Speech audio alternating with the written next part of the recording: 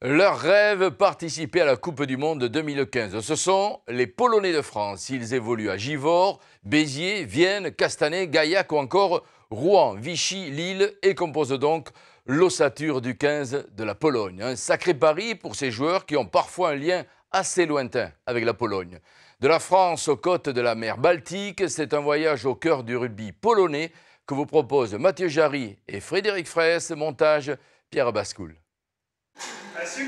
Alexandre Bécuot joue en espoir à l'AS Béziers.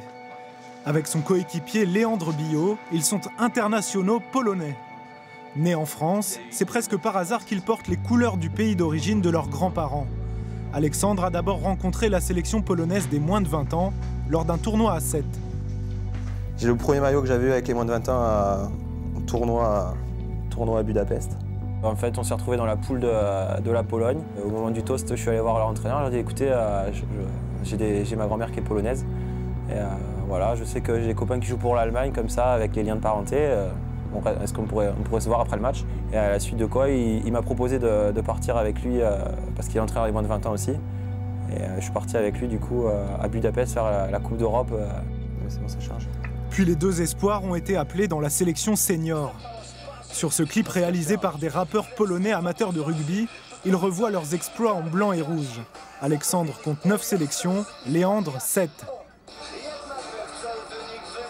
Quand j'ai commencé le rugby, je ne me disais pas que je voulais être international polonais. Mais c'est vrai que maintenant, je ne regrette pas une seule seconde, quoi. Ça ne ressemble pas à ce qu'on peut rencontrer tous les week-ends en club. Il y a une atmosphère qui est différente. De voir les gens qui rentrent dans les tribunes pour venir nous supporter, un stade qui est presque plein. C'est fabuleux, quoi. On rêve de ça et c'est toujours complètement différent que ce qu'on peut rencontrer en club, vraiment. Des Français en équipe de Pologne, l'explication se trouve en partie à Givors, près de Lyon. Givors où le sélectionneur national Tomasz Putra est installé depuis 20 ans. Après une carrière à Lyon ou Villeurbanne, il travaille comme responsable des animations sportives de la ville. Mec, c'est à quelle heure tu arrives? Et entraîne le club de rugby. Depuis 2006, la sélection est passée de la 40e à la 26e place mondiale, en partie grâce aux franco-polonais. Au début, il y avait un peu de polémique. Maintenant, il n'y a plus de polémique parce que les joueurs qui jouent en France et qui sont meilleurs, ils gagnent leur place. Je pense que les joueurs français d'origine polonaise qui sont dans l'équipe nationale, d'abord c'est valorisant pour eux. Je vois qu'ils sont devenus beaucoup plus sérieux dans leur club. En discutant avec des entraîneurs, des dirigeants des clubs, ils disent que leur comportement a changé un peu. Donc il y a intérêt pour tout le monde. L'équipe nationale compte aussi de nombreux Polonais venus jouer en France, à l'instar de Mateusz Bartoszek, ancien espoir d'Albi qui fait une escale à Givors. Pour élever le niveau de jeu de sa sélection, Tomasz Putra aide les joueurs polonais à trouver des clubs français.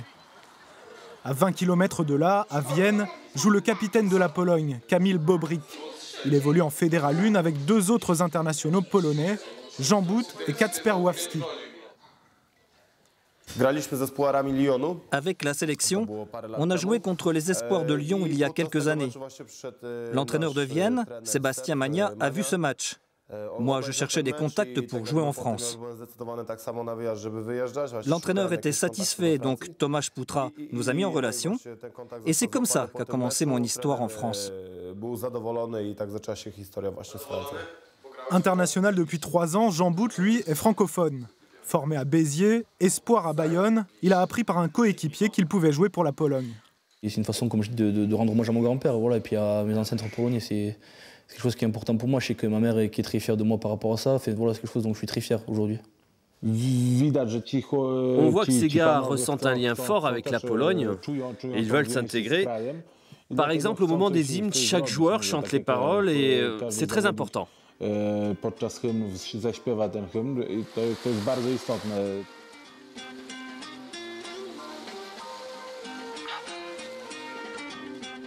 À côté du rugby, il travaille ou étudie, mais cette équipe amateur rêve de qualifier la Pologne à une Coupe du Monde. Un rêve qui passe par Gdansk, joyau de la Baltique aux façades colorées. Gdansk, surtout connu pour ses chantiers navals où Solidarność a ébranlé le pouvoir communiste.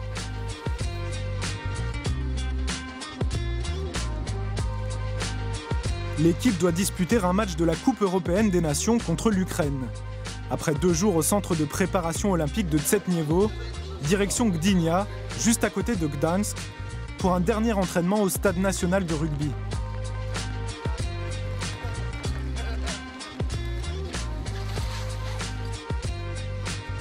Cette année, l'hiver se prolonge en Pologne. La baie de Puck est prise par les glaces. La dernière mise en place aura donc lieu dans des conditions rigoureuses. Zaczniemy od pierwszego ćwiczenia, które mieliśmy wczoraj, to samo, tylko kwestia komunikacji. Sur le terrain, exercice défensif.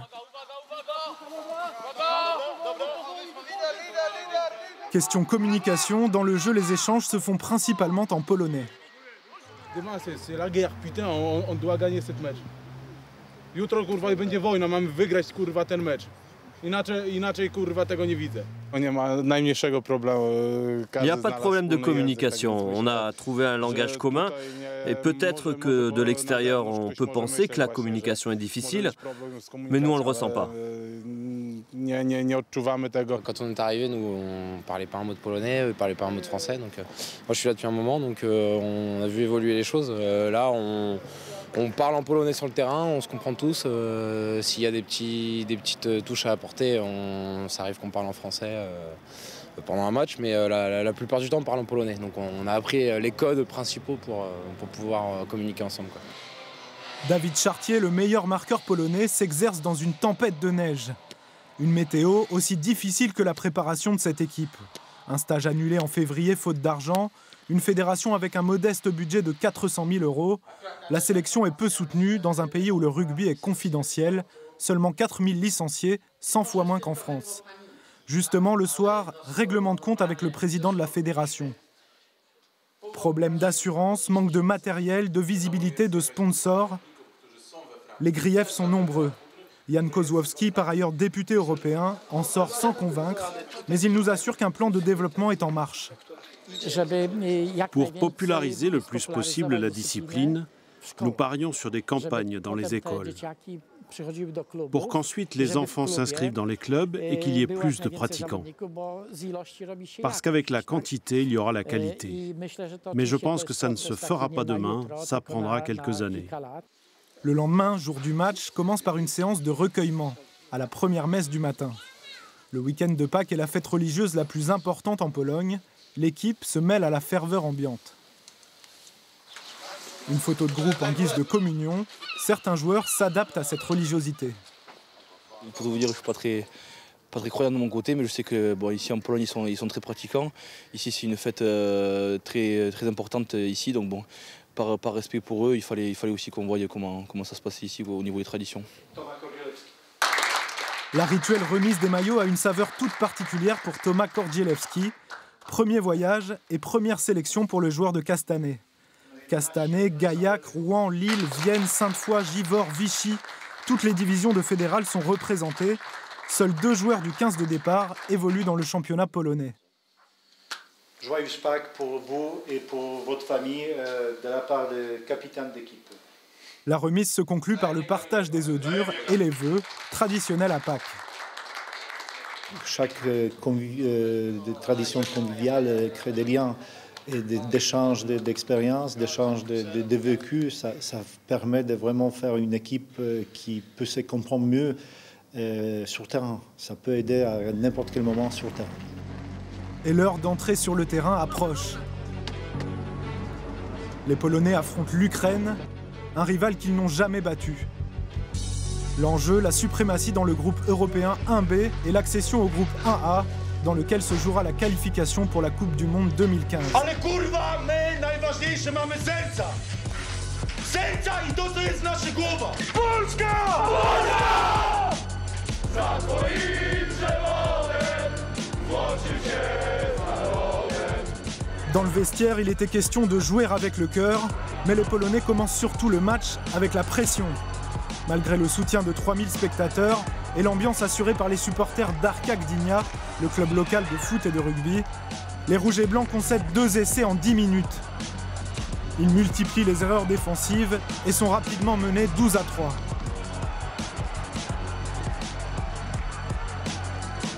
Le match est tendu, à 2 reprises des échauffourées éclatent.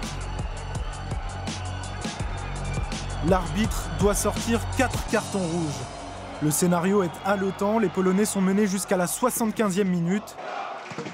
Mais Alexandre Bekuo intercepte pour aller inscrire l'essai de l'espoir. Les rouges et blancs poussent. Dans les arrêts de jeu, les Ukrainiens sont pénalisés. David Chartier passe le coup de pied de la victoire. Une victoire sur le fil, 13-12. Dans le vestiaire, il n'y avait pas de baisser de la tête. Les joueurs, ils avaient envie de prouver et de montrer que par positif, on peut revenir vraiment pour battre l'adversaire. Aujourd'hui, à mon avis, très très fort pour notre équipe. Derrière, Thomas est passé et a mis un bon coup de gueule. Je pense que ça a bien réveillé tout le monde. Ça n'a pas été simple, mais bon, ça a fait plaisir, celle-là. Je suis super content et je suis fier à mon équipe parce que c'était vraiment quelque chose d'incroyable. Le chemin est encore long, mais les joueurs croient plus que jamais à une Coupe du Monde. Évidemment, le but, c'est de monter dans la division supérieure. Et ensuite, bien sûr, de faire tout pour jouer une Coupe du Monde. Comment on fête la victoire en Pologne? Petite bière et puis après petite vodka, je pense, à son pote. Un jour peut-être, la Pologne formera assez de joueurs pour composer une sélection exclusivement polonaise. En attendant, Polonais et Franco-Polonais ont encore quelques troisième mi-temps à arroser ensemble.